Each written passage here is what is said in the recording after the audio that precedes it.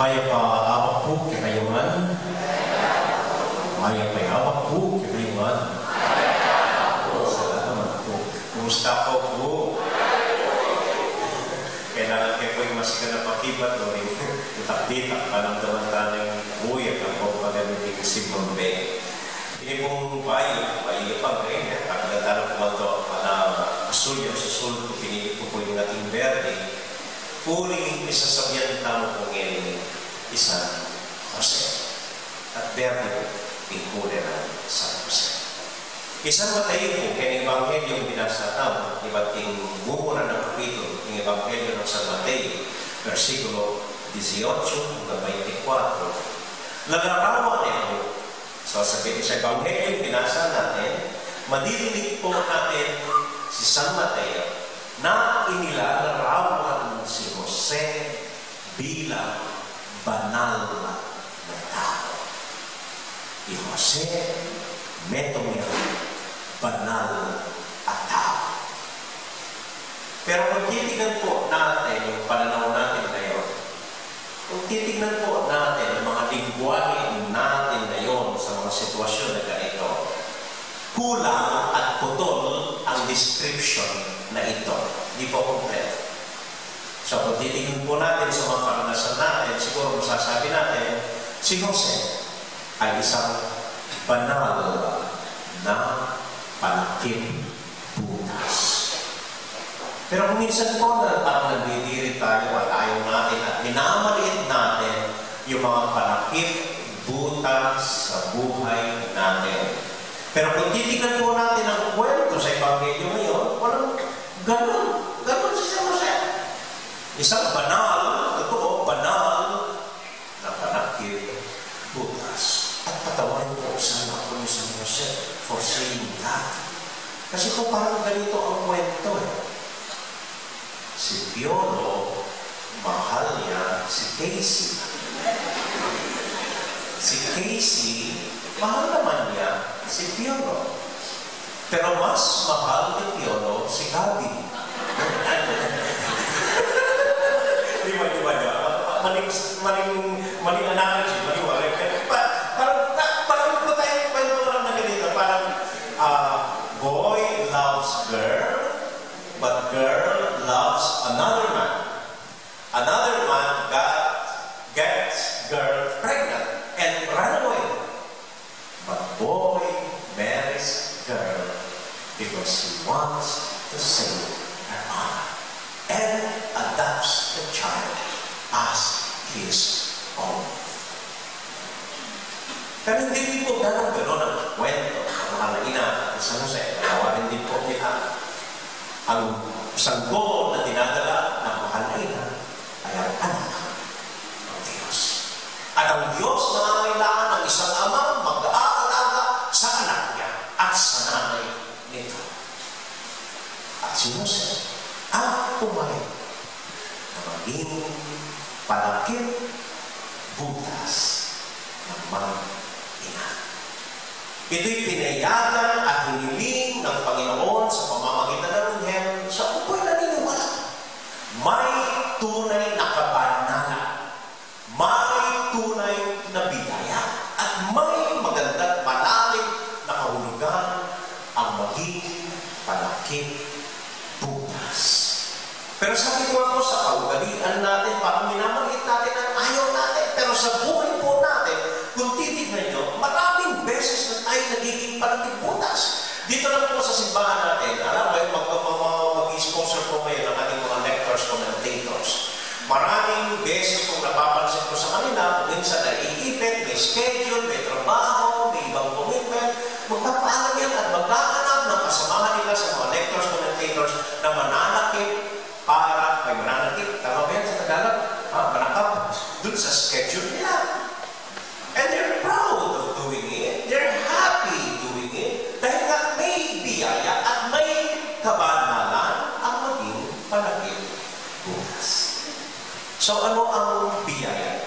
Ano ang mas marami na kahulugan na maging palakip butas? Lagi ko pong nararanasan ito bilang pa-akit. Tatlong bagay lang. Una-una, ang pumayag na maging palakip butas ibig sabihin, naniniwala ka na may tao naniniwala sa iyo. Minsan po nung wala pa akong parokya, isang umaga ng linggo, biglang nag-ring yung cellphone ko. At nabigla po, nung tinignan ko yung tumatawag, si Bishop Chito Tadue. Hindi pa po siya noon ang obispo, at sa obispo lang po. That was 3 or 4 years ago. Obispo pa lang po ng Imus Cavite. Nabigla po ako, sinabi ko, God, ako lang sa kanya. May commitment akong to dyan sa Angeles. Pero hindi ako mapupunta na accident yung isang pari ko. I have to be with him. Can you please cover up for me? Ano pang ibig sabihin doon? Kundi pa nagkibutas. Obispo po ito. Sabi ko, sure, Monsignor, sure. Glad you Chito. Kasabay po kami sa inaabutan ko po kasi sa seminar sa Bishop Chito. They were 4th year and then 1st year of theology po kami sa San Jose. Lakas-lakas po ng loob kong umuo. Dahil alam ko, ang bibigyan niya na ito ay isang grupo lamang dito sa Angeles o isang grupo ng religious women ng Pampanga.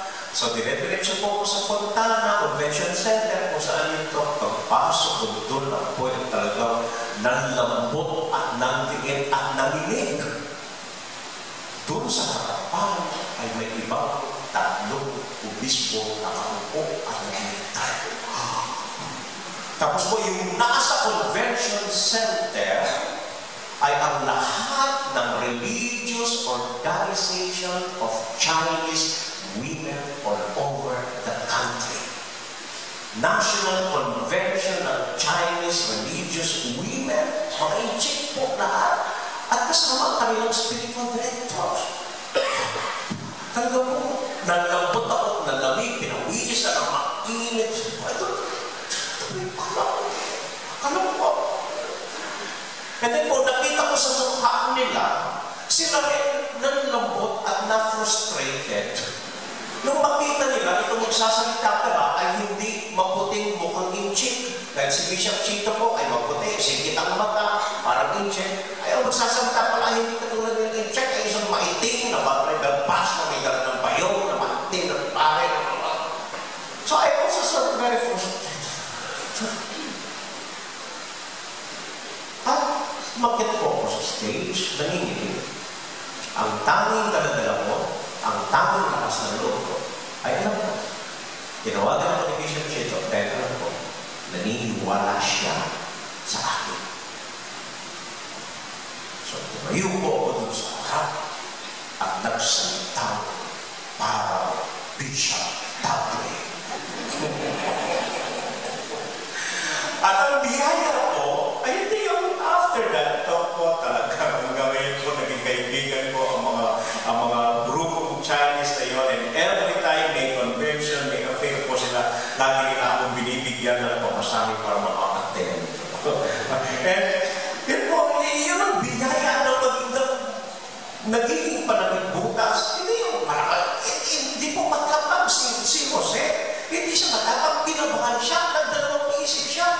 In fact, nagplano na lang, uuro na.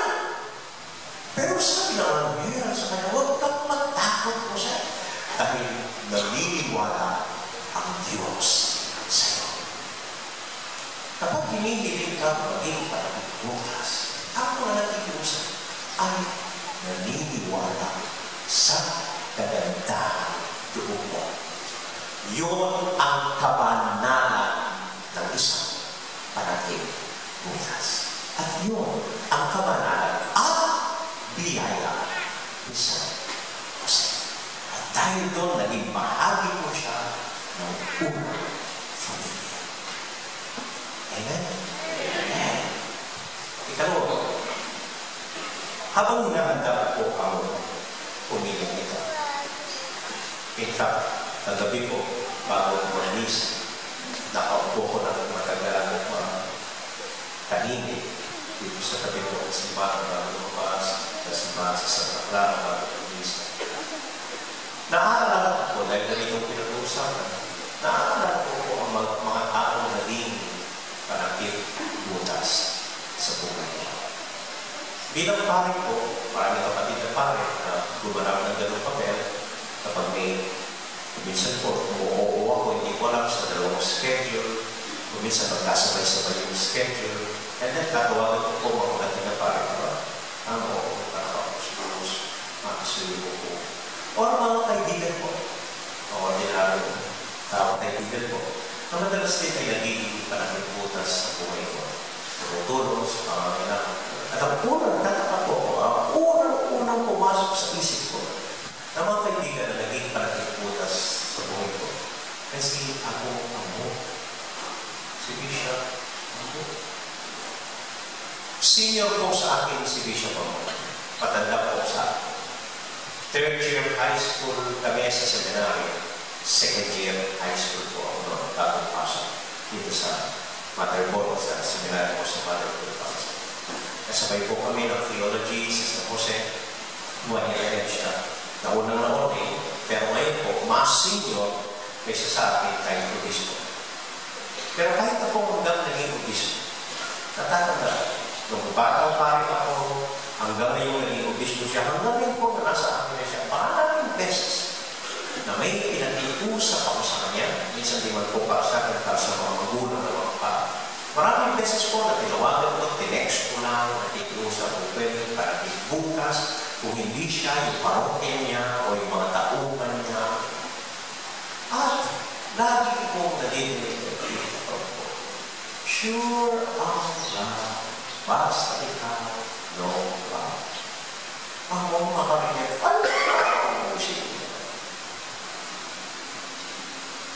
at ang nakita ko pong biyaya ng panagputas ay ang kababaang loob.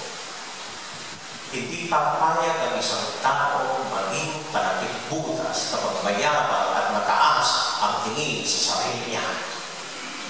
Hindi papayag ang isang tao talagang nakakala niya nakaangat siya sa lupa ang magkakaroon ng kababaang loob upang maging panagputas para sa atin. At ang kabanalan, tunay na pahulugan ng panagputas ay ang kababaang loob. Tunay na kababaang loob. Dahil kung sa sarili lang ni San Jose, talagang balak na niyang iwan ang tahimik. Si Maria, ano pa kaya ko dito? Hindi ko naman nakalipan dito. Ay, hindi naman ganito ang plano namin. Hindi naman ganito ang pinag-usapan namin. Hindi naman ganito dapat ang ginagawa niyo. Kababaang loob. Ang nagmuli, inuman niya, tinatawag, inuwi niya sa kanyang tahanan si Maria bilang asawa. At ang taong punong-puno ng pababaang loob ay punong-puno ng Diyos.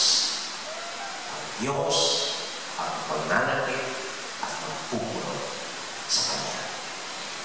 Amen. Amen. Ikatlo,